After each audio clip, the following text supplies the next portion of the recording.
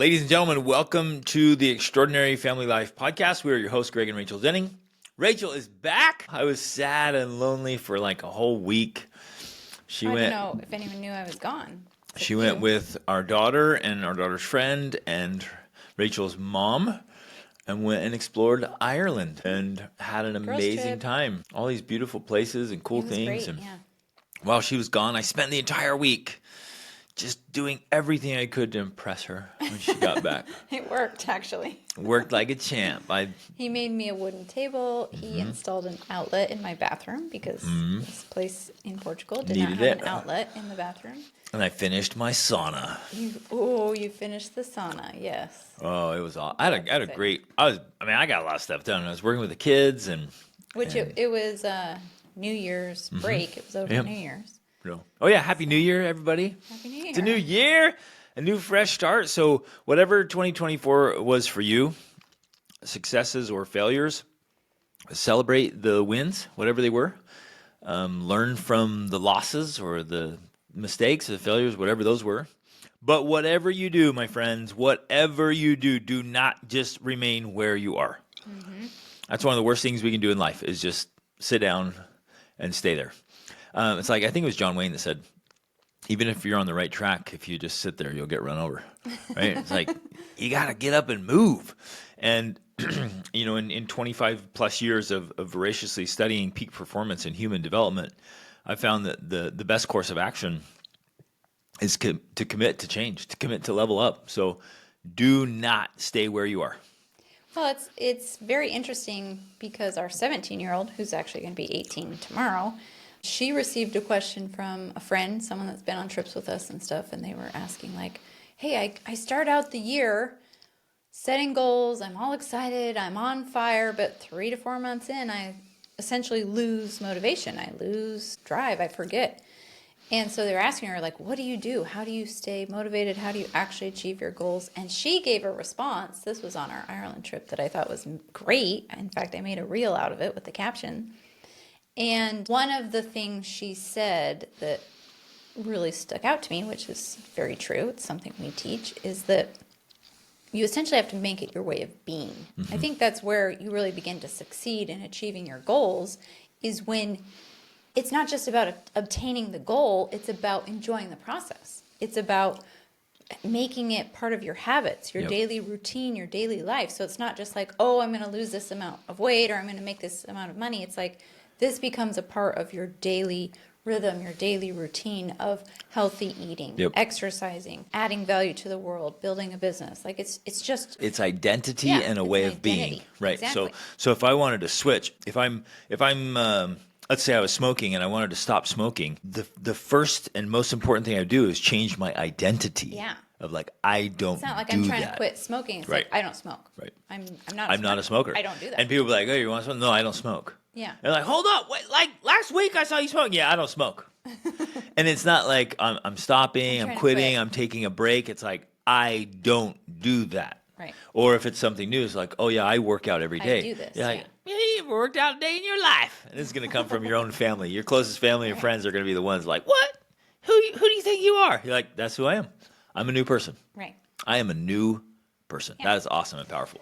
But it's also just like enjoying the process along the way, because the other thing is too, if you take on too many goals and you make it too big and too much, then it's not sustainable, and then of course you're going to get, like, that's just natural, you're going to give up. It's not that we succeed more at achieving our goals because we have more discipline or willpower or whatever. I mean, yeah, we do. But we've developed that. But really, it's cultivated. Really, the key is the habits. We've made them into habits so that, and they're sustainable habits. We're not writing systems that make it easy. Yeah, we're not working 27 hours.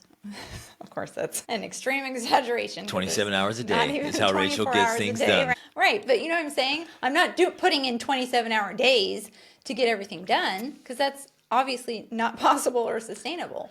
What I'm achieving is doable. It's obtainable because it's a part of the journey. It's a part of the process. It's make it enjoyable. All of those are the keys to actually achieving your goals, rather than this elusive thing people think about what it is that it's really not.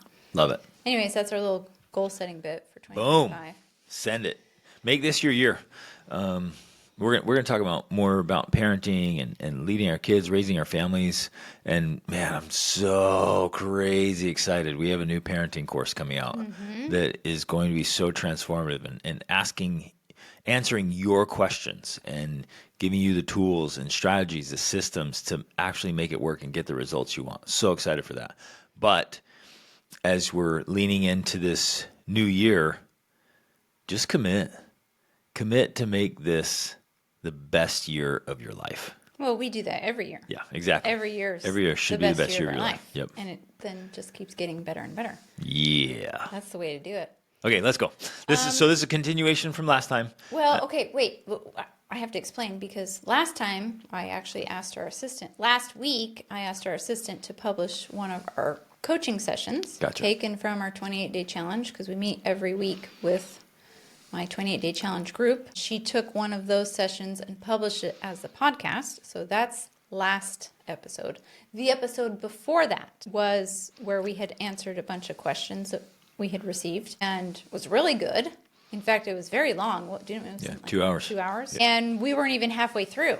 So we said, we're going to continue this. Because it's so good. Because it's very good. So we are going to continue it. I do need to clarify here, and I think that this is important, and we should probably say this every time, but we forget, of course. And that's simply like, even if you send us a question, because we want you to send questions, every one of you. We want you to send questions. We want you to be living your life and be like, well, what about this or what about that? We want those questions. Answering the questions, we're not just talking to you, we're talking to the hundreds or thousands of other people that we've coached, interacted with, where we've thought, oh yeah, that applies here. Also, I'm also going to present, I'm going to talk about that as well. So it's not just to you or you, it's about everyone we know of and have heard of. And everyone who listens, all of you who are listening. Yeah. Because so many questions, the vast majority of questions are like kind of meta questions, meaning they work for a lot of people.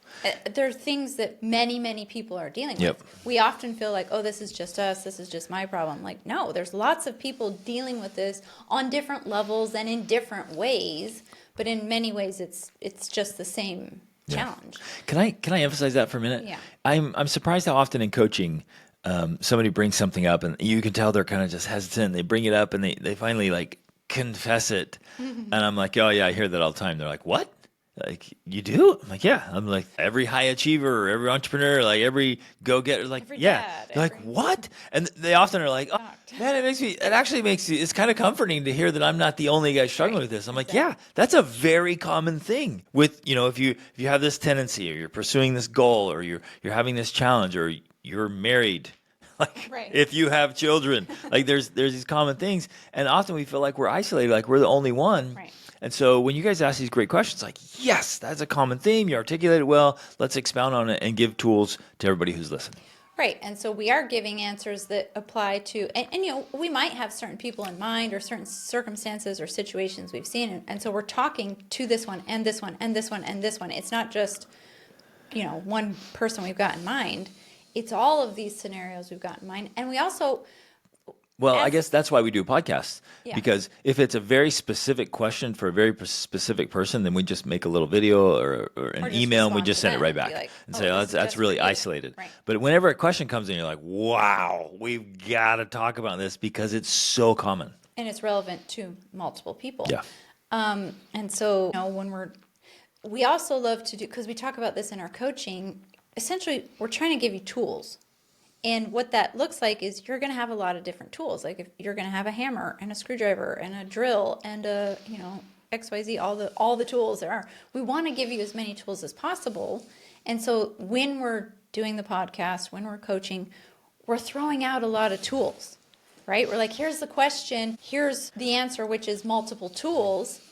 It's your job to decide which tool is right for your situation. Mm-hmm. Because not all of them are going to be right. Some of them, you might think, why'd you give me a screwdriver when I'm trying to hammer in some nails? We're like, well, no, that's an option, but you've got to pick which tool is going to work for you. So we're throwing out lots of tools when we're answering these questions. We're not just saying, hey, you need to use all of these tools. They're all for you to do this thing. Right. That's overwhelming. We're like, here's options. Pick the best one for you. And we'll talk more about that today, of like proper application of tools and systems. Yeah, exactly. Okay, so I really can only just jump in because there's no way I can go back and review. There was so much, and it was 2 hours worth. Go listen to that episode. So I'm going to just start here. Where's the balance between preparing our kids for the realities they will face, which will require them to get uncomfortable at times, and keeping them in a nice, safe mental place? Now, I just want to, here we go, starting right off. I wanted to say something about this because I actually do not see those in any way contradictory. In fact, I feel that it's necessary for our children to have great mental health. In order for our children to have great mental health, it is necessary for them to get uncomfortable. Absolutely. Like this whole idea that's now prevalent in the woke mind virus is that in order for me to be safe and have good mental health, I need to be protected. Right. I should not be offended. I should not be uncomfortable.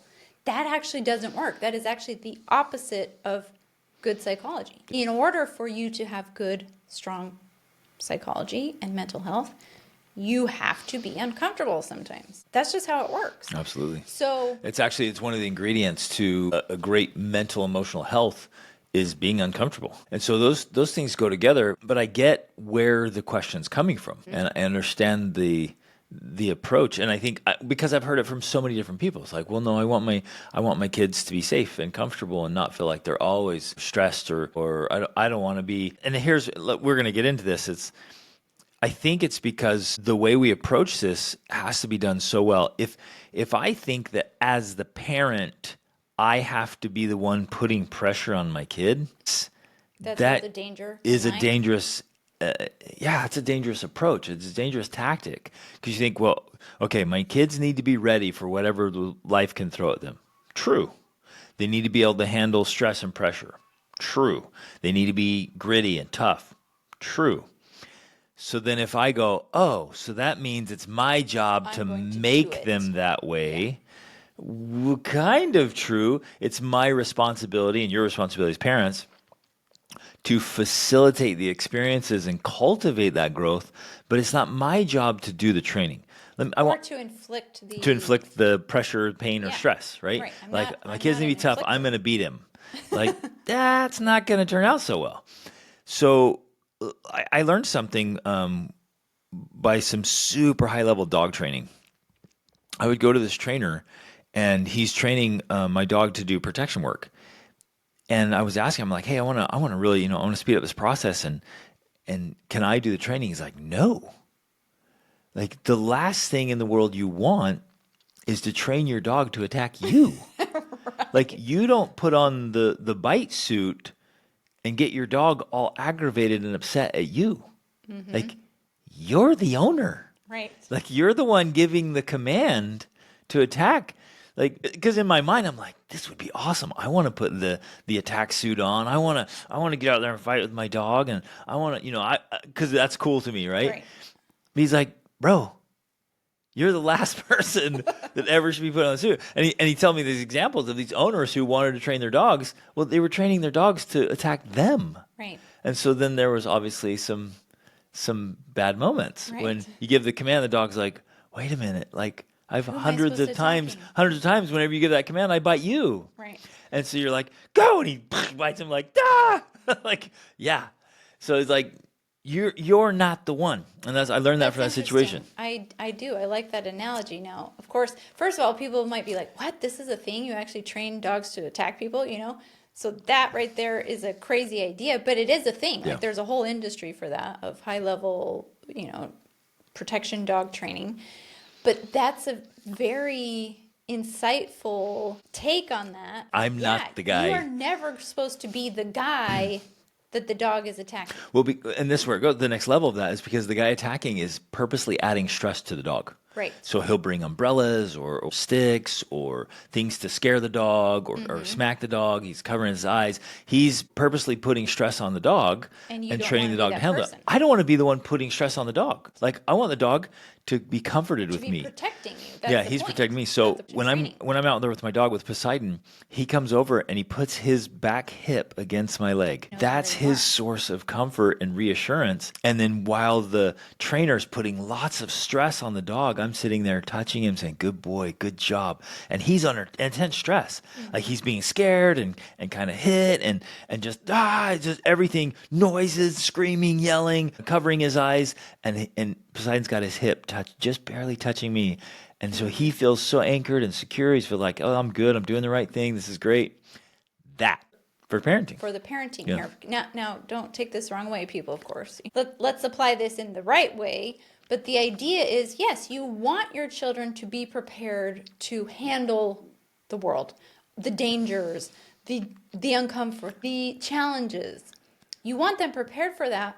But the way that happens is not by you being the one to inflict it, just like in this dog training scenario, but by being the one that they are literally anchored to while they're experiencing the stress. So we've done this. And so there's a lot here. One, you do it incrementally. Yeah. So when they're puppies, you're not, rah, they'll just freak out and run off and they'll never come back. And then they're traumatized forever. So it's just like, that's important too. You get them to enjoy it. So I guess I want to. With your 2-year-old or your 5-year-old and be like, I'm going to make you tough. Be gritty, you baby. Stop crying. Exactly. What's wrong with you? Right?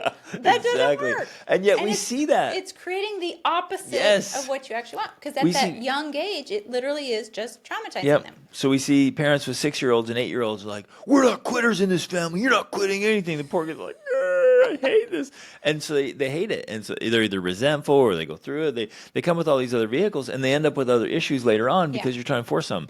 So it's very incremental. In fact, as a puppy, you're not doing any stress at all. Zero stress. You're just doing fun bite work. So they think this is the funnest thing on the planet, to bite this pad and to play around and which is another great analogy with parenting, because when children are young, that is exactly the approach you want to take. You want to make all the things you want them to do fun and exciting and enjoyable and desirable. Hiking big mountains is brutal. It's so hard.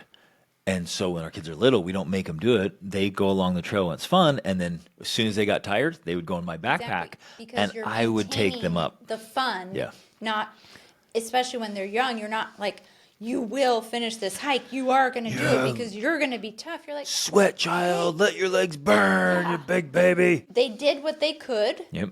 And the whole time we're telling them, you're getting stronger. Your muscles are burning. Good job. Keep going. Good job. You're doing great. But when they've reached their limit, done. They're on my back. Okay, great. Yep. Or in my arms. We'll carry you now. Yep. And we're not going to shame you. We're not going to make you feel bad. We're going to praise you for doing what you could do. And we're going to keep it fun and be like, let's do the rest of it together. So the entire experience is hiking is fun. And so literally numberless times my kids would go as far as they could and they were playing with all the animals and lizards and rocks and bushes and sticks. And we'd get them out and play some more. But what they did towards the end is they were on my back or in my arms watching me sweat and struggle and strain. And I remember when they were little, them just looking at me like, Dad is grinding, and I always had a smile on my face, and I was always, I love this. And I glad love they this, were you with guys. you, not Yes, complaining that we're all here or together. carry- You big fat babies, you have to carry you everywhere. I wish you could just We're walk not going more. hiking anymore because you won't even I can't walk. take my kids out into nature because I have to carry them. Like there was one time I carried 3 kids out of a slot canyon in the dark. One of their favorite memories. Well, yeah, one of their all-time favorite memories. Like, Dad carried 3 of us. Yeah, I did. And so what they saw, they had a blast. That was one of their favorite experiences because it was really fun. And when they were exhausted beyond belief, they're like, I'm done. So instead of making it a horrible experience, I picked up the load, which was great for me because I got to burn. And so I carried 3 kids out.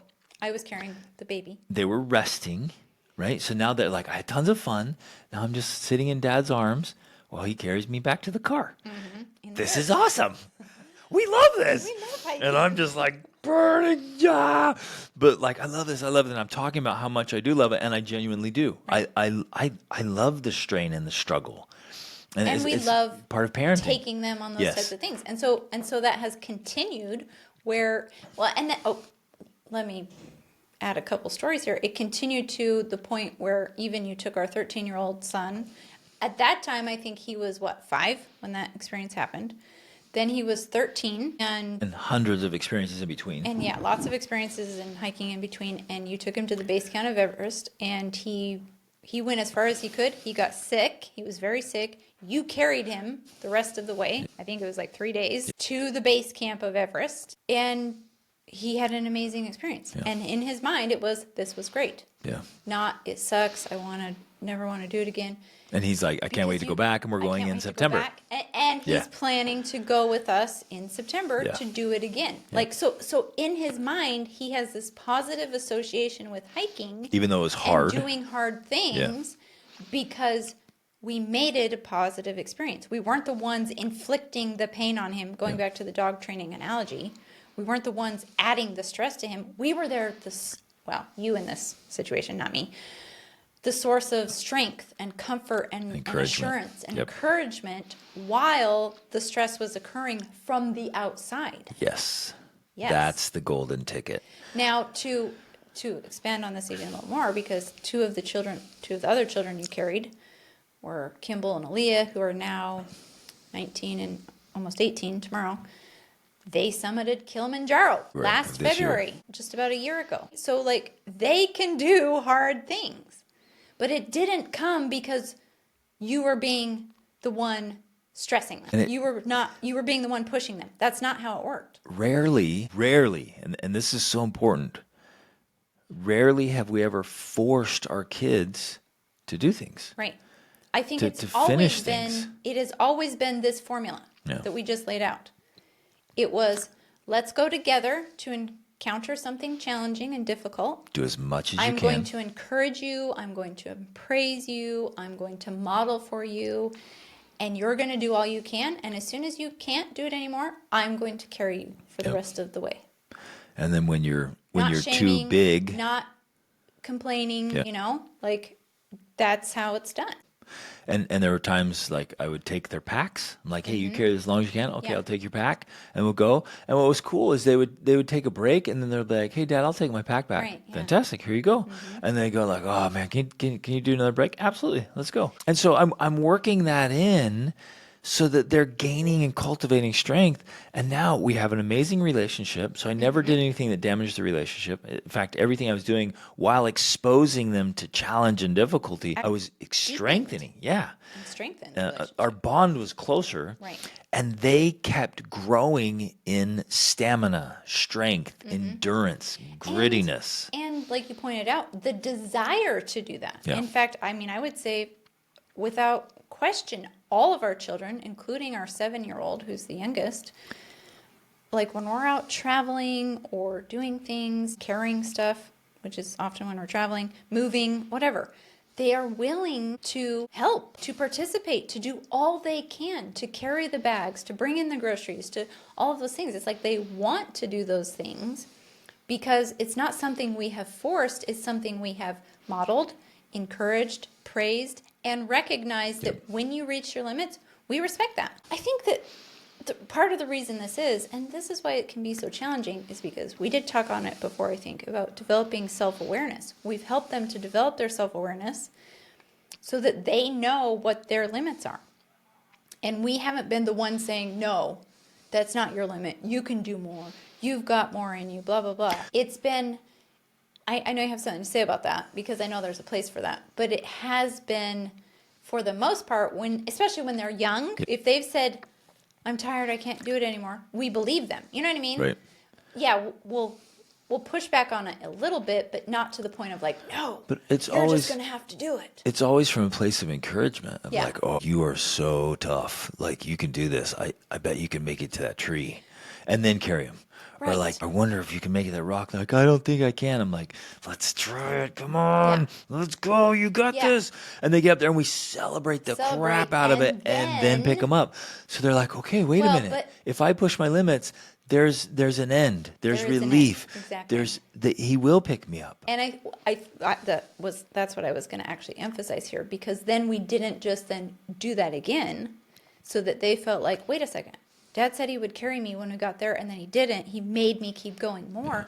That's when you break that level of trust, I think, in the relationship, because they're like, well, why? Why would I push myself? Because I don't trust you to do what you said you would do when we got there. Exactly. So that's another key element of it that's very important, is that when we said, oh, yeah, go to that rock and then I'll carry you, well, you actually did that. And so they knew that they could trust that. And so you build this relationship of trust that helps them have that strength and fortitude and grit that they need.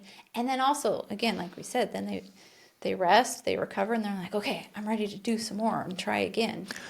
Yeah, here's a kind of, I just remembered this. This happened last summer in Mongolia with our youngest. We were doing this long hike. It ended up being way longer than I remembered.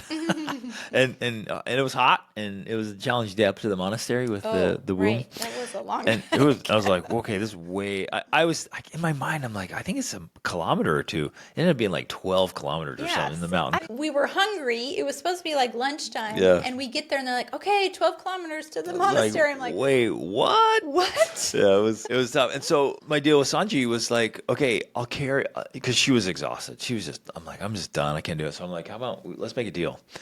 And so I would carry her on all the inclines, so the hardest parts. And then whenever what kind of leveled off, she would walk. And so it wasn't like she goes and too. I was spent. It wasn't, I go and I carry the rest of the way. It was, and she's at the age, if she was 4, I'm like, okay, I got you. Let's go. But I was like, look, now you walk when it's flat, and then I'll carry you, and then you walk, and then I'll carry you. And so we did this intermittent thing, and then finally we hired a horse, which was awesome. Horses, which was this happened after we had done 2 days of horse riding. And so this is how long it was, because I did not want to get back on a horse. I was just like, no, I'm done with the horses. But it was so far that I was like, okay, let's just get on the horses, I guess, and go the rest of the way. And then we had to ride them down. And it was just long. But you're right. It was this give and take of like, okay, because I'm also tired here too. Yep. So, we're going to have to compromise and help each other out, because I also can't carry the whole load. So we're also not saying you have to be superhuman and, do everything. It's but you should be a super dad. Yeah, you should. And you should, this is one of the reasons why you have to work out, why you have to train. Well, moms too. Like, yeah, if you have chubby babies like we did, you got to carry those little chubby things everywhere. That's what many parents perhaps don't realize is, like, if you want to have a fun and exciting life, you have to carry most of the load. You can't go travel the world and have incredible experiences and expect that your kids are going to be able to handle all of it like you would handle it. Yep.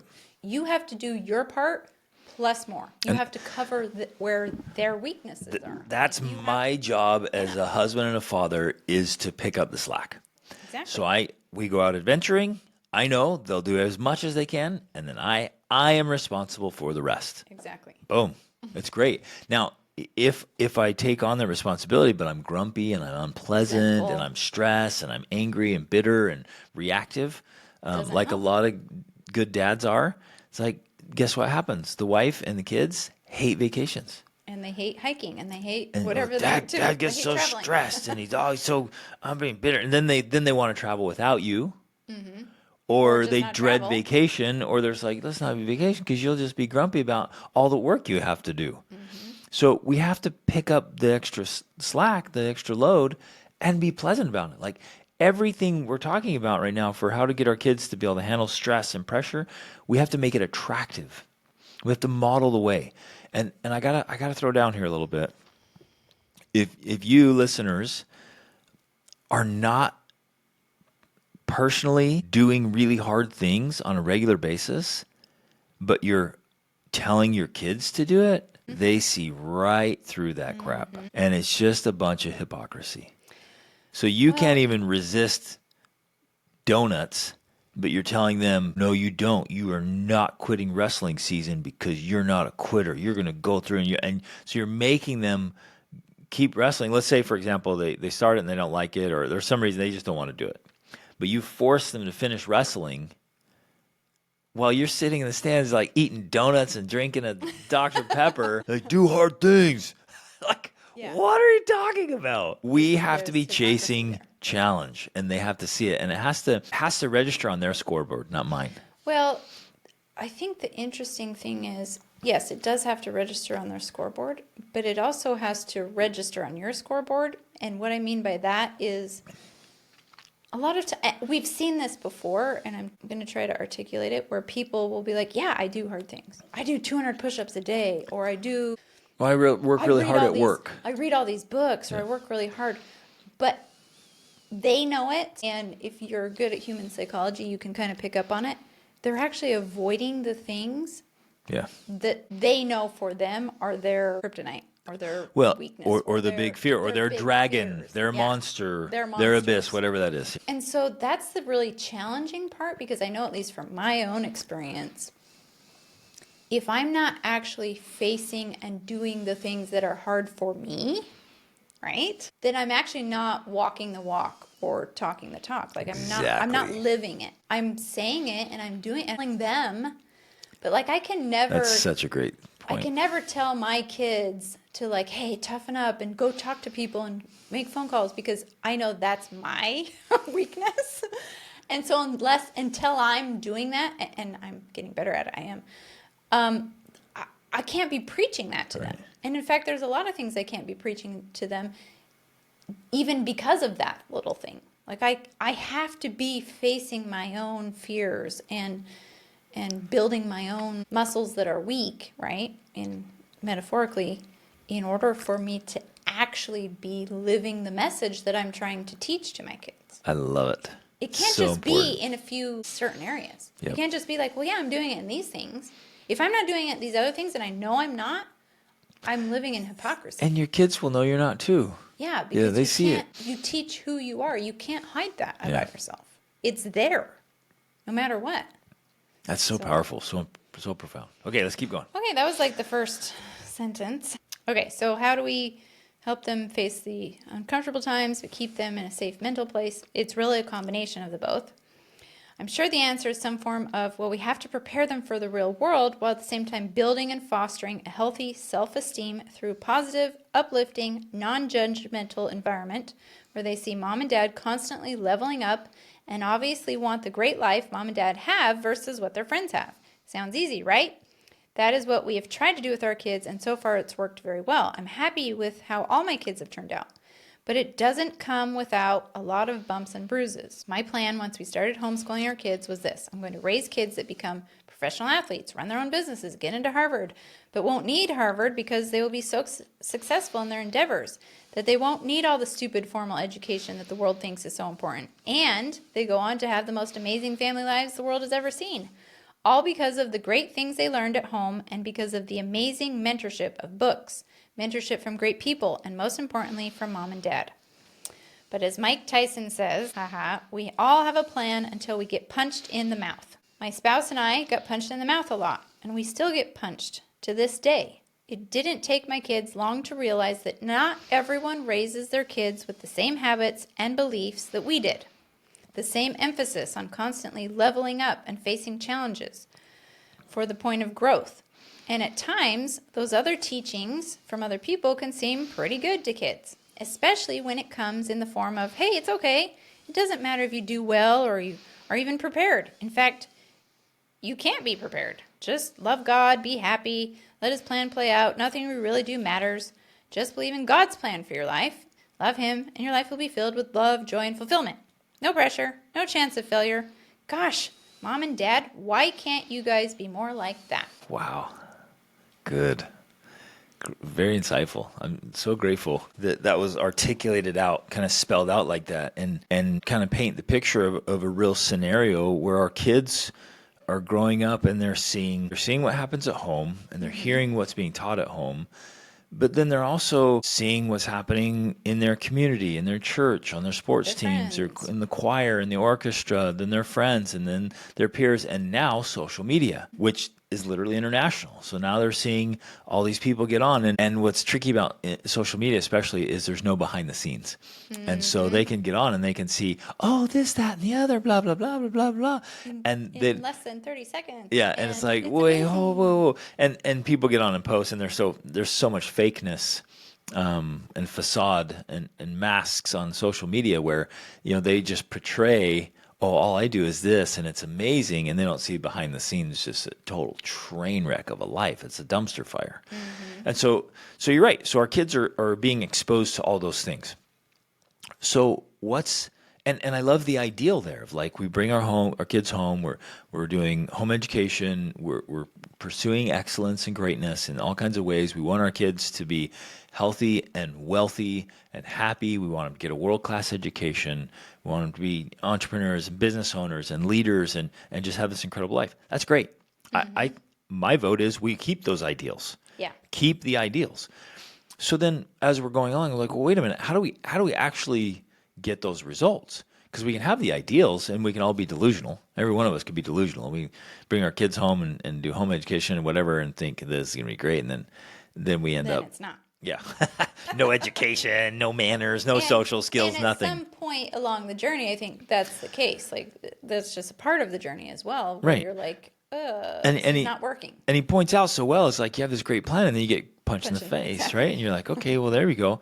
And so, and that's absolutely true. That happened to us. Like, we're like, Yeah. well, it's going to be just like this. And like, smack. Well, Like, okay. we've often talked about how, because you and I decided to homeschool before we had children. Yep. We read a book about it, and we're like, oh my gosh, we're going to homeschool. And then there's this whole series of books out there by Glenn Doman about teach your baby to read and teach them all these other things when they're babies, you know?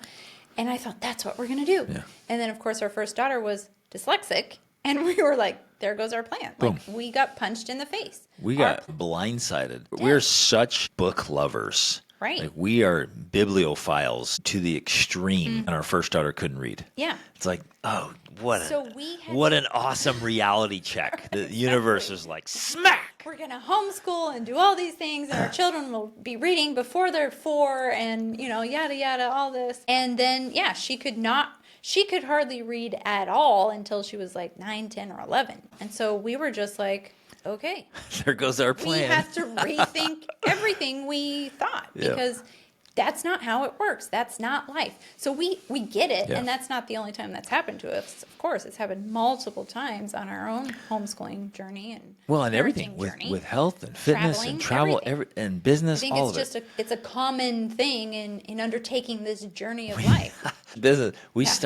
We quote started businesses that weren't businesses. They were more like really expensive hobbies. We just wasted so much time and money because we had no clue about what it meant to run a business. None. Right. And so we kept getting kicked in the teeth. So I think two the fact major that things. that happens doesn't necessarily mean that your ideals are wrong. Right. Or that they can't be achieved. Or that they can't be achieved. Now, what it can definitely mean is that the way you're doing it is has wrong. to change. So because, like with us, we could have said, "Oh, our daughter has dyslexia. Oh, well, I guess we'll just have no expectations for her. We'll remove all of our ideals for her education. In fact, we should maybe just put her back in school so the experts can deal with her." No, we thought, okay, great. How can we still help her get a great education while working with the reality of her having dyslexia? Exactly. And so instead, we took a different approach. We included lots of audiobooks. We included, things that worked for her so that she could develop and grow. And then early on, we developed this idea of just helping them to develop their own unique strengths and interests, helping them decide what it is they want to do, what they're interested in, what they want to learn, what they want to study, and supporting them in that. Rather than like, no, this is how it's going to be. This is what you're going to do. Right. I'm deciding. Right. And lay out those paths and a path for each kid. So what it required from us is iterating, changing, adjusting, flexibility, adaptability, development. Like we had to come up, and we thought early on, it's like, well, okay, here's what it takes to be a parent, and I'll be this parent to my 7 kids. Well, that's not how it works. If you have 7 kids, you have to have 7 sets of parenting skills because each kid is different, right? Yeah. And education is different. And then business, if you can't just have a simple set of business skills. You got to figure out like what works where. And then business, the economy changes and markets change. So you're constantly changing, adapting, adjusting. That's where I guess the 2 things come to mind when I'm thinking through this. Number 1 is we have to adjust. Every time I get hit in the face, which happens a lot, I have to look, okay, why did I get hit in the face? Right. What's happening? Yes. So now I got to learn how to duck and weave and dodge and reposition myself and learn from that. Otherwise, I'll just keep getting hit in the face.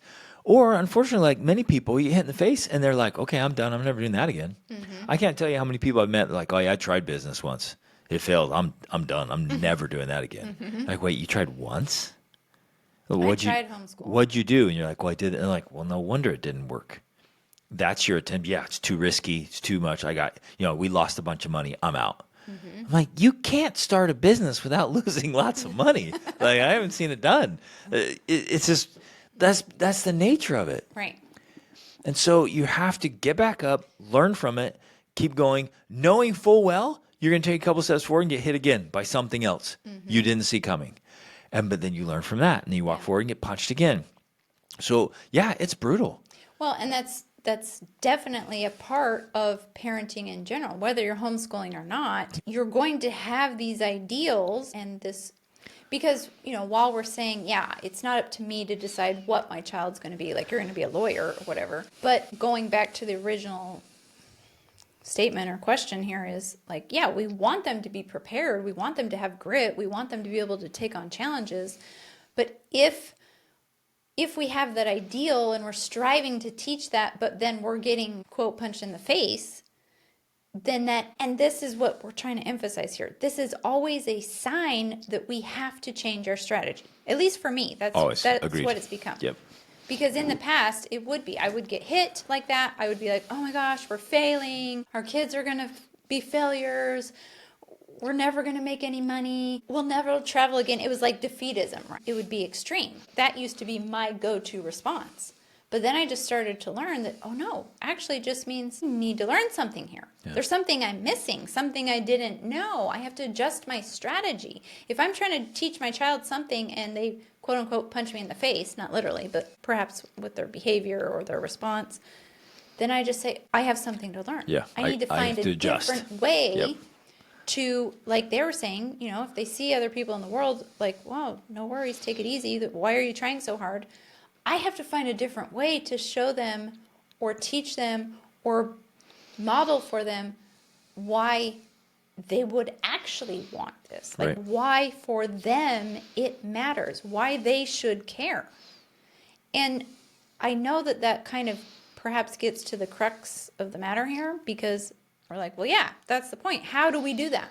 How do we actually do that without, because it can end up becoming a lecture or arguments or disagreements or, fighting with your kids over these things. And those obviously that's work. not going to work. Yeah. That's not going to convince them. So let's talk through some of that. Like, how do we do this? How do we actually maintain those ideals while still adjusting our strategy so that our kids actually listen or want to opt in or want to actually make this a part of their own life, especially as they go into the teen and adult years. Right. So the first part was that I was thinking in response is constant iteration, adaptability, adjustment. It's constantly changing. But let's clarify a little bit. What does that mean? Is that our own behavior? Yes, me. So yeah. I'm constantly adjusting, adapting, and trying new things. I'm learning. Because if ever I attempt something and it's not working, I stop and say, well, I have to do something differently. I have to learn something else. I have to try a different approach. And I never let myself say, I've tried everything. Because I realize it's a lie we love to throw out there. I've tried everything. No, you tried like 6 things. Yeah, that's everything. No, it isn't. It's like, if you think that's everything, you don't know enough. Right. Which is always the case for all of us. We don't know enough. And so I just keep a new approach. Learn, read 5 more books, new approaches. And then I'm like, oh, there it is. I got it. Mm-hmm. So I'm not going to throw in the towel. I'm not going to say, I tried that. It didn't work. I tried everything. I'm looking at me. Right. This is what works for me. I always look at me at the source of my problems. Yes. Okay. So this is actually what I want to emphasize here, because I think this is the most important piece that we live by and what we teach. If we are facing any problem in our life, and that could be with our children, that could be with our business, our finances, our health, we always turn inward and say, what am I doing to create this problem? Right. I need to point this out, I'm a loser, I'm a failure, I'm horrible, I'm terrible. Like, it's always my fault. And I don't have to tear myself down. And I think this is important to emphasize here, because a lot of people think if I take that approach of like, look for the source of the problem in myself, then, I'm going to beat myself up. I won't like myself. I'm unlovable. I'm not talking about that at all. It has literally nothing to do with my likableness, lovableness, my self-worth, nothing. I'm doing it wrong. It's not me. It's not my identity. It's not like Greg is a terrible human being because he failed at that business strategy. It's like, whoa, wait, stop. I was just doing that strategy wrong. So I Right. adjust it. I adjust it and I keep adjusting. I keep learning. I'm learning from experts. I'm not taking advice from people who don't have the results I want. And it's Right. like, I'm going to go ask my neighbor, Bob, what he thinks about marketing. He's like, I've never done any marketing, but let me tell you what I think. So, like, without beating myself up, Yeah. without lowering any of my own self worth or self esteem, Well, I'm looking for something I can do differently. right. I feel to me it's actually the ultimate source of power Absolutely. besides God, when we take individual responsibility, we are taking full power. We're actually taking all the power into our control. And that's where true power lies. As long as we continue to blame our child and be like, it's their fault. The reason we have a crappy relationship is because of them. Or the reason I failed is because of the economy. As long as we continue to place blame in other areas, we're literally giving away our power. Yep. So for us, in order to achieve, accomplish, do everything we have done and continue to do, it's by taking that power back by saying, first of all, what did I do to contribute to this? Because no matter what happens in the world, there's always something we did or did not do to make it worse. Yep. Right? No matter what happens to us, somehow we made it worse by our actions. And then what can I do to make it better? Really, that's essentially what we're constantly doing. So in any situation like this, it's like, okay. And so when we're talking about iteration, that's what we're talking about. What power do I have in this situation? If I'm talking to my child, I'm trying to convince them that having high ideals, pursuing this life of excellence is what they want to do. How can I iterate that? How can I say it better? How can I use a different tone? How can I change the way I say it? How can I Model it better. better? That's the big one. How can I improve my relationship with them so that they will want to listen to me? Yep. How can I spend more time with them? How can I encourage them more? How can I XYZ? On and on and on and on. Inspire In them and small earn their ways. respect. Yeah. That's the second piece for me that I want to get to. Is like if my kids aren't listening to me, and by listening, not like they sit there and hear me and nod their head, but like they believe me and live by it. That's how I know my kids are listening, when they, of their own will, do it.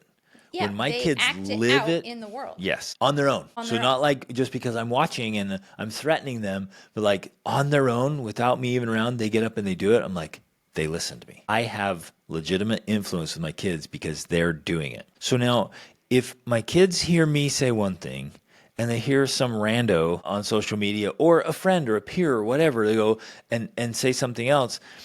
If my kids are more inclined to believe them than to believe me, I have to come back and look at me. I have to look Right. at, because if I don't live the message, I suck as the messenger. That is so important. And if I suck as the messenger, then my kids are going to question me all endlessly, and they're going to willingly believe somebody else. Yeah. So then if they're like, well, Dad, you just work so hard, and this other person, like, they just are taking it easy. I'm like, great, let's talk about that. Let's play that out. And I have to have the power of persuasion and conviction. I have to easily be able to convince my kid. I mean, to me, that's easy. Like, bring anybody to me and be like, nah, man, they don't need effort. Just take the easy life. Just party, have fun. I'm like, okay, let's walk down that road. Let's play that out right now. And the core element here is that results don't lie. And so if my kids see my results, they're undeniable. And here's why. Because I hold myself to the silent film test and a results test. Would my results and a silent film test hold up in a court?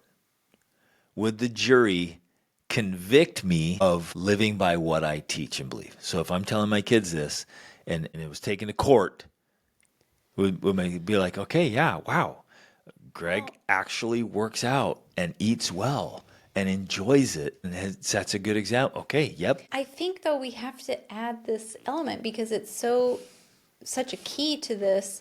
Because if we did all of those things and we had a normal life like most everyone else out there, I could easily see how our children would be like, why, Dad? Why are you trying so hard? Why are you working out so much? And why is our diet so restrictive? Because we're just the same as Jim Bob down the street. So why?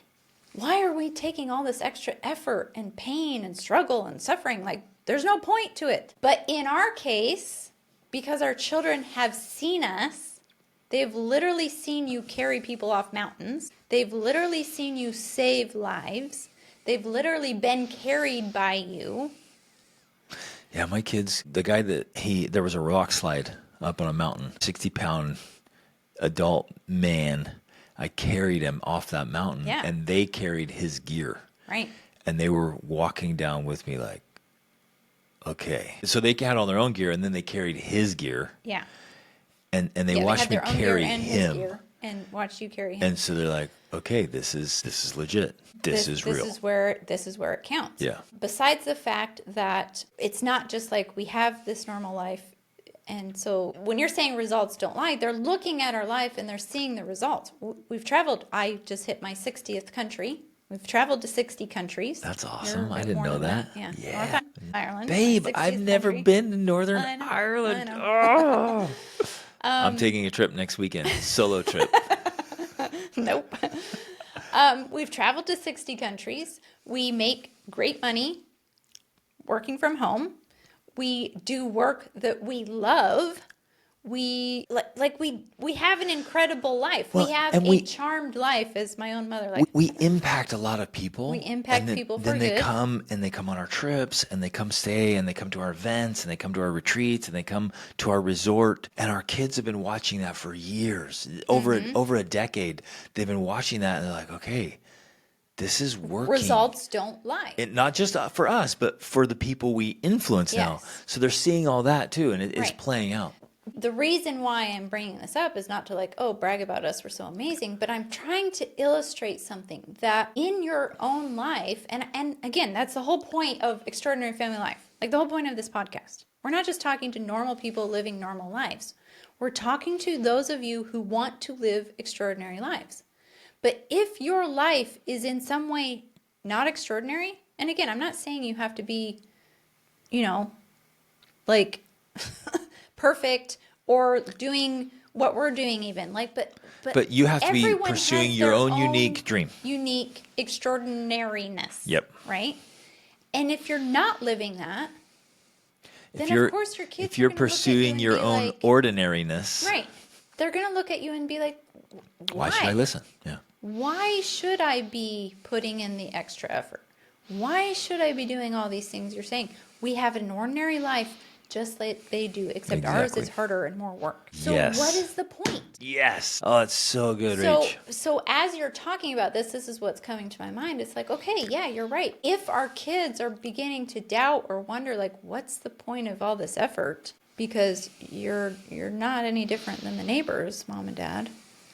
Then that lessens our influence because they are legitimately asking why Yeah. all the extra work. There's no reason to put in all the extra work if we're really just going to have the same results. ordinary life. Yeah, and the same mediocrity. Right. Now, I'm thinking of examples of friends I know that, they live in the neighborhood and drive the car and whatever, but in their bank account, they've got millions of dollars. And they let their kids know that. So they're like, Well, we because some people live don't in the let neighborhood. their kids know it. Right, because And they then hide it. They hide it, Yeah. and then it is like, well, why? What's the It's point? like, yeah, what's the point? We live like everybody else. Like, because they don't say anything. You're like, Right. yeah, it looks like we live like everybody else, but I So- can run a marathon. I can go do an Ironman.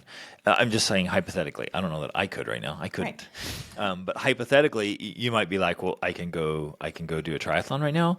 I've got, X millions of dollars in my account right now. I'm donating this to this organization and doing this and So on and the- on and on. the And I point read is- 100 books this year. Right. You're like, so, I might look on the outside, we might look like everybody else in the neighborhood, but no. The point of why you're mentioning this is that we do, and we believe that you need to, for lack of a better word, brag to your kids. You need to show them why they should listen to you. Yeah. And if you think that that's wrong in some way, well, you need to rethink that. Right. Especially if you don't have the influence you want with your kids. They need to know Well- why they should listen to you. And the reason they should listen to you is because you have results they want. If you're doing it very well, you don't have to say anything. It's like Saint. Well, you might say it, He but said, in "Preach, passing. preach the gospel at all times, and if necessary, use words." Right.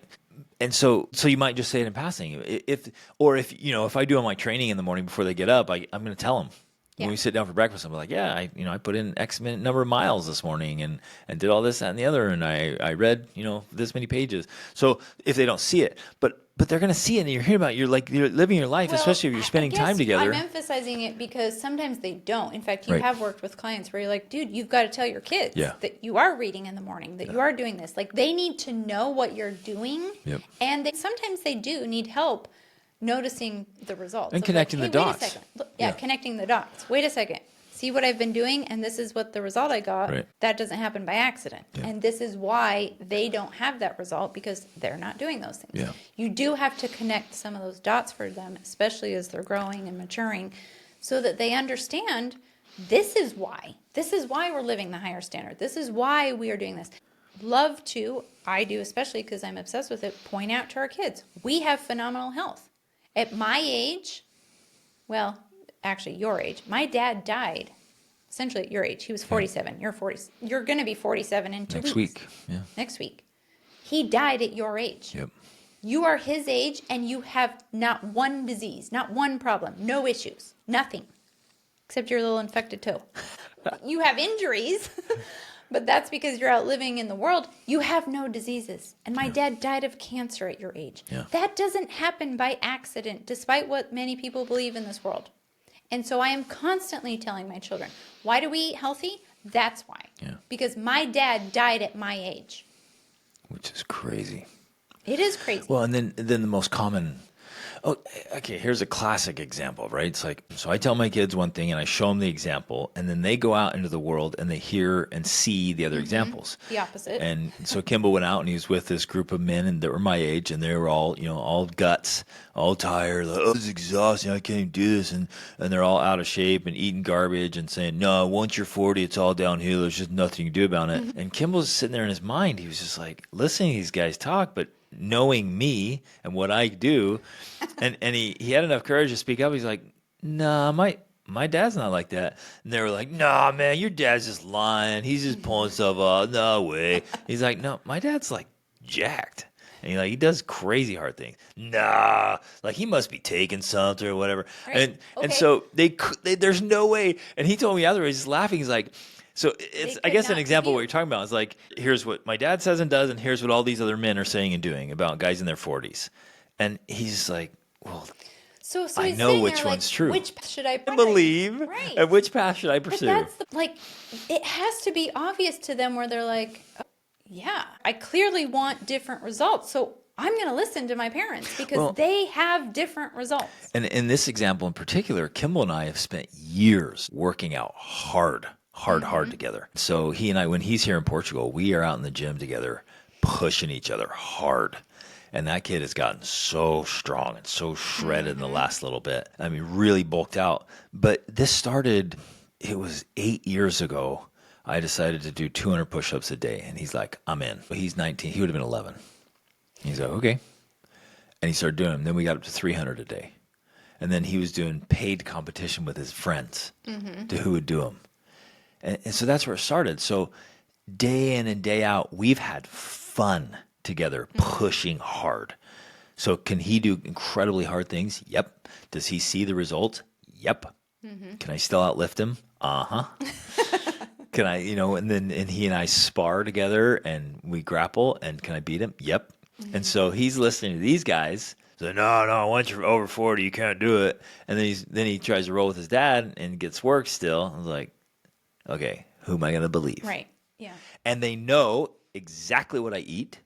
They know I'm not taking any weird supplements or that's the other drugs thing I or wanted to add. injections. You're not taking anything. Yeah. You're just eating whole foods, mostly beef, Yep.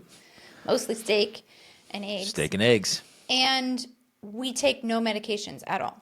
And I guess I forget that this is a thing, and so I feel like that's why I want to mention it now, like it's part of our results. You and I literally have no illnesses, no diseases, and we take no medications. Not one. Nothing. And we have tons of No energy one in and our stamina. family takes any medications. Not a thing. And Except never have. when we're sick and I take some ibuprofen or some acetaminophen. Like, that's it. We don't take anything. And we are in excellent health. So that is a result. That doesn't just happen by accident. We're not just lucky.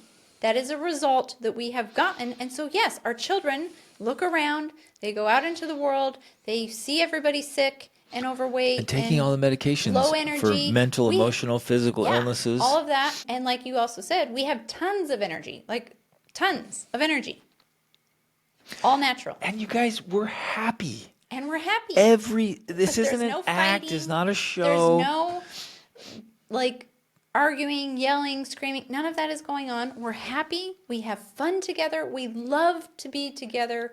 We are healthy naturally.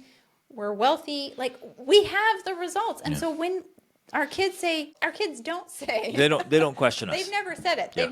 In fact, They come back and to like, us and like, yes, this is what they said. This is what they do. It's like, they have to come back like, what's wrong with people? Why would they do that? Why would they eat that and so crap? we Why have would to they do those explain things? Why people do those things? We're like, well, you don't understand. They don't get it. They don't see it. They haven't experienced the results. Right. So they don't know. And so, So our kids come back baffled, like, why would people choose to be so miserable? Why would they choose to have so much drama? Why would they choose to be sick and unhealthy and live way below their potential? Yeah, it's powerful. all of this is simply to say, because we're going back to the, hey, if we get punched in the mouth, which again has happened. It's happened to us multiple times. Last week continues again. to happen. Weekly. Yes. When it happens, we have to ask ourselves, why is this happening? It's not just bad luck. It's not just like reality, we can't live our dreams. You know, I remember thinking that. Yeah. One of the first times we failed, I remember thinking, I guess it's just a pipe dream. You just can't live a dream life. It's not possible. It's not possible to have and do the things you want to have and do. But that's a lie. It is possible. The punch in the mouth is teaching you how to make it possible. Yeah. Just like Marcus Aurelius says, the obstacle is the way. That is the way to figuring out how it is to get what you want. So you have to adjust your strategy. You have to ask yourself questions like, hey, if my kids aren't believing me, why are they not believing me? Why do they not see what I see? How have I not helped them to see it? Yes. If my kids are questioning me, if they're their peers or other people more, those Right. ideas, those strategies, those philosophies. It's some like, reason they're how- not seeing. How am I failing to be more convincing? Yeah. That's the question. Ooh, I love that. How am I failing to be more convincing? Yeah. I mean, because if you have the results and if you have, in your mind, an obviously better life, then the failure may be that you just haven't helped them see that. You haven't helped them understand why you have better results.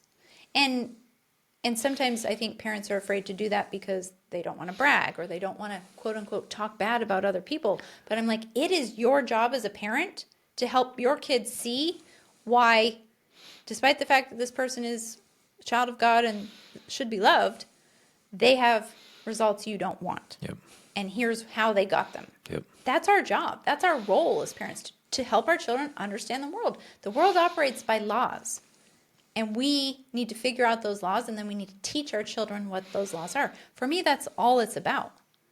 I am literally just, our high ideals are achieved through keeping laws to get you there.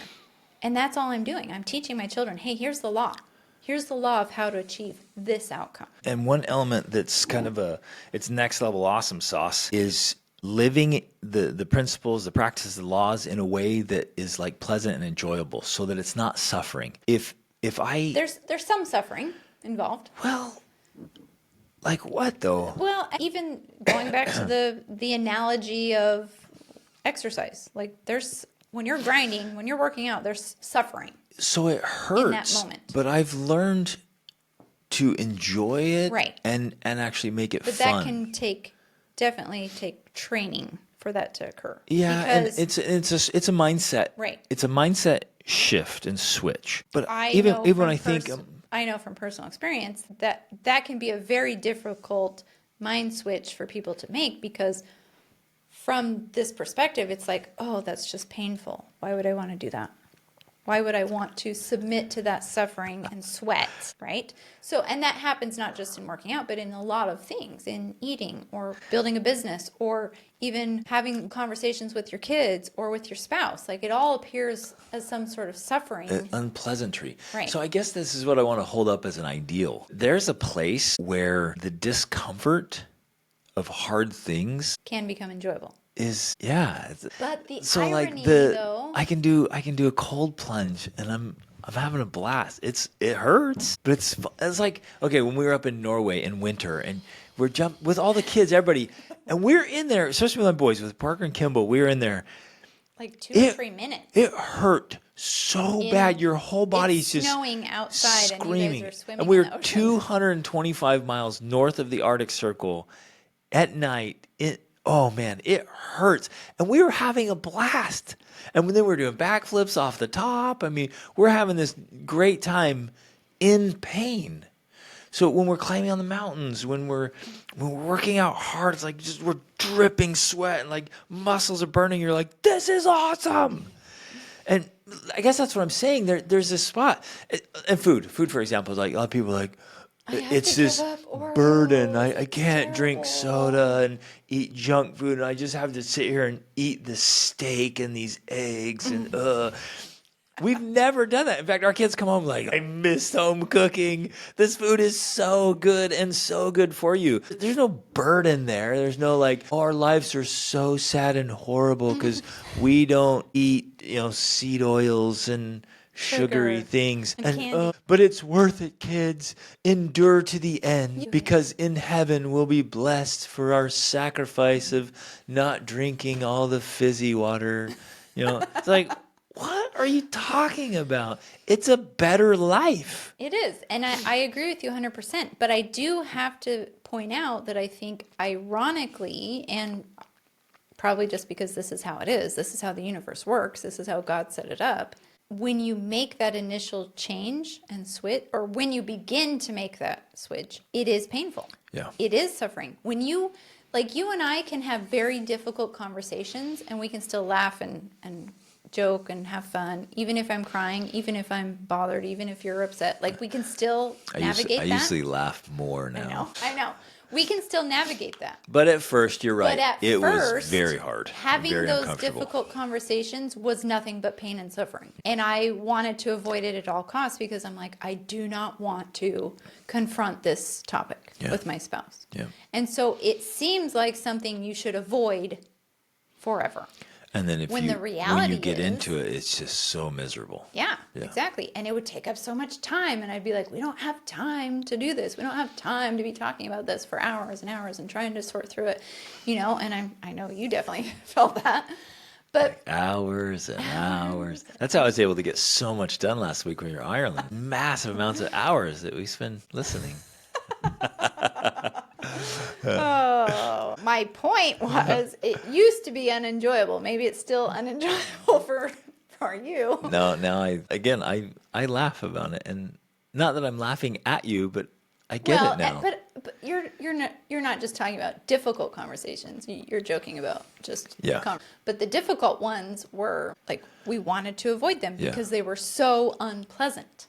Just like someone might avoid working out because it feels so unpleasant. It's always more painful in the beginning. Yeah. So I guess that's an excellent point. Right. So when we start having those difficult conversations, we start addressing all of our inner issues, all the emotional stuff from my past, the fact that I'm out of shape. I start working out. It's so hard. Everything's harder in the beginning. But I was just thinking, while you're talking about difficult conversations, once you start working through them, and you resolve them for good, and there's fewer and fewer and fewer skills of resolving them. Right. Well, and there's less of them. Yeah. So now I'm like, I can't remember the last time you and I had an uncomfortable, awkward conversation about something. I mean, you probably have it all written down and remember. Let me check my diary. But it just doesn't happen because you get good at it, because you face it, because you work through it. Like it just goes away. And I think part of the reason is because we have the skills of doing it, so it's resolved quicker. So it feels like less of a deal, where I remember it used to be like, maybe days we wouldn't talk, or we'd be bristly or cold or distant. And that doesn't happen anymore because we're able to resolve something within minutes or hours at most, right? So it becomes like the famous quote, like that which you persist in doing becomes easier for you to do. Not that the nature of the thing itself has changed, but that your ability to do has increased. Exactly. Like you become better at doing those things. But yeah, at first it is way hard. It is hard to have those conversations. It's hard to start working out. It's hard to talk to your kids and inspire them and do all of these things, but you have to do it. And do it with a smile. And that's the only way to get better at it, is just by doing it. Yep. Love it. Okay, let's wrap right there for today. There may be more. Well, there is actually just one little paragraph. I mean, maybe just go for it. touch on it really quick and we'll be good. Let's see. Greg taught me about the power of thoughts. While we may try to teach those lessons to our kids, they don't often receive those lessons as well as we would like. Sometimes not at all. Then Pause right there. Okay. So that's what we already touched on. Is like if it doesn't land, like I can tell if the kids are like, and then they go on, I'm like, it didn't land. The seed wasn't planted. It's not like, I am going to approach this differently. I'm going to tell a story. We're going to watch a movie. We're going to read a book. I'm just going to keep going until I'm like, oh, they got it. Mm-hmm. So I'm never going to say, here's the mindset I want them to have. Here's the idea. Here's the belief. Like, teach it to them. But if I get clear, I'm like, look, my kids have to know this.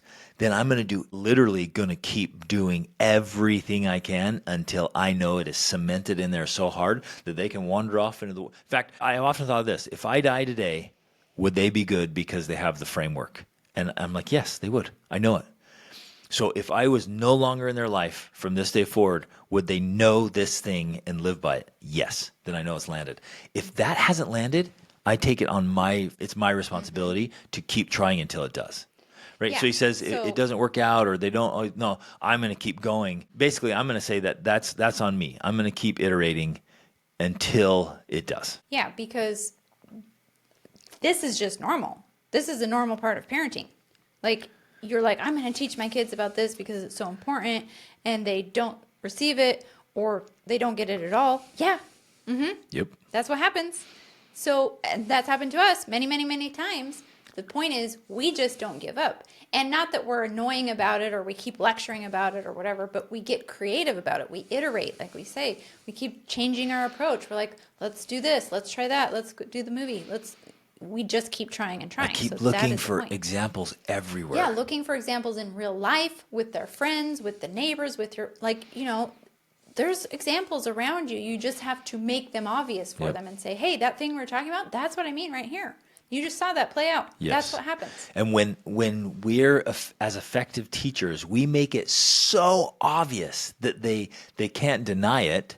And in fact, even so obvious that they can't not live it, and we know we've won. And I won't stop until that's just obvious, where my kids just get it. And then anybody can come tell them otherwise, and they'll be like, yeah, right. Okay. Then when the challenge comes up, they're unprepared as we knew they would be. Now, okay, in my line of thinking, I just see this as an opportunity. This isn't a failure. This is like, oh, this is a way for me to help them learn this lesson. This is perfect. This is God's way in the universe conspiring in their favor. They now have an opportunity for them to learn this lesson because they're unprepared. I tried to teach them. They didn't get it. They were unprepared. Now they get to learn real life consequences. This is a good thing. Yeah. I don't see this as a bad thing. Right. I see this as a good thing. Unless I would see it as a failure on me if I just told them once and then they didn't get it. Yeah. I'm like, just telling them, right. It doesn't work. It never lands. But if you've been trying to teach it and try to teach it, and then they receive a real world consequence because they didn't get it, there it is. Great.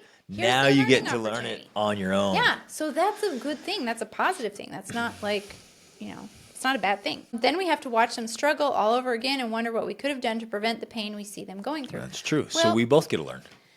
Yes, and here's the thing. While I know firsthand that this is hard, it's actually good. Like, our children need to struggle. They need to experience pain. It's not fun. We don't want to watch our children experience pain. But unless they do, they don't actually learn. And for me, that's coming back to at the very beginning with the dog. If one of my kids, as they're getting older, they're experiencing hard things, they can back over and lean up against me. I'm like, I'm here. I got you. Here. You're good. This hurts. Pain. This is tough. Here's how we're going to walk through this. And they feel that certainty and security. Then they can handle the stress and the pressure. I'm not bailing them out. I'm not clearing the way in front of them. I'm not sheltering them from the pain. But nor am I going to sucks to be you, or push them into it. And exactly. I'm part of the stress. No, I'm not playing that part. But I'm not going to be enabling either. Right. And I personally believe that, and of course this can't happen in all ways, because it will always continue to happen through life, I think even into adulthood. But the more often they experience some of this while they're younger and can learn some of those lessons, the better off they will be as they get older. Absolutely. They'll be more prepared because they were allowed to fail and struggle and experience the pain while they were young, so that then they are more prepared when they're older. Now, of course, I think that continues to happen on different levels throughout all of life. Right. But it sets that foundational framework there. Yep. Okay, that is essentially, that is the end. Love it. Fantastic. Again, thank you for the questions and for articulating your ideas and thoughts that way. You guys, thanks for listening. Thanks for caring. Thanks for trying to be extraordinary parents. Yeah, and for taking the challenges and facing the discomforts and trying again and failing and getting up and trying again, and for willingly standing up to be kicked in the teeth and punched in the face, because that's life. But what other option do we have? I mean, that's my attitude, at least. What other option do I have? Settle for mediocrity? No thanks. If it means that I have to stand up and be punched in the face and then get back up and get punched again, it's something else. I'm not going to keep getting punched by the same thing. That's my own fault if I do that. But if I get up, I learn from them, I adjust, I move forward, and bump up against something else, great, there it is. It's part of the journey. And I used to dread that. I used to fear it. Oh, great, there's just always going to be trouble and problems and difficulties. Why? Why don't I just take it easy? No way, that's lame. So now I've embraced it. I'm okay, yeah. Especially as we have continued to get more and more results. We're like, oh, it's worth it. Because, I used to feel like that. It's not even worth it. We tried and we're not any better off and things aren't any different. That does feel very futile, and it is. But as long as you continue to adjust and change your strategies and things get better, then you're like, okay, it's worth it. Absolutely. It is worth it. Yep. And that is the point. So as you're chasing your dreams and reaching the mile markers, and it's yes, yes, yes, yes. If you have a vision board and a life list and you're regularly checking things off, Sauna, check. Yes, you feel the rewards, and guess what else? Your kids see the results. Yeah. So that's the other thing. Our results don't lie. Our kids are watching us monthly or every other month at a minimum, checking things off the list. New adventures, new goals. Well, right. But I'm just saying, they'll see us achieve things that they know we've been talking about, they know we've been pursuing, they see our vision boards, our life lists. And again, back to this kind of bragging idea, because I want you to see how this can be very natural. We were traveling through Morocco just right before Christmas. We took a little quick family trip, and on my laptop I got on and I checked my Facebook ads, and I was like, ooh, exciting, look how well my Facebook ads are doing. I spent this much, I made this much while we're traveling. And so my kids are like, wow, okay, Mom, look at you go. You know, that's just a small way, very natural. They were just standing there while I was doing it. While we're staying in a sweet riad in Tangier. Yes, that place was awesome. They're like, we love it here. Mom. So again, pursuing the results and evidence to back it up, then we have influence, then we have impact. And so it's troubling and empowering at the same time to take full ownership and to say, well, what can I do better? What can I do differently? How can I be more impactful? And that's how we get things done and get the real results, especially with our kids. Love you guys. Reach upward.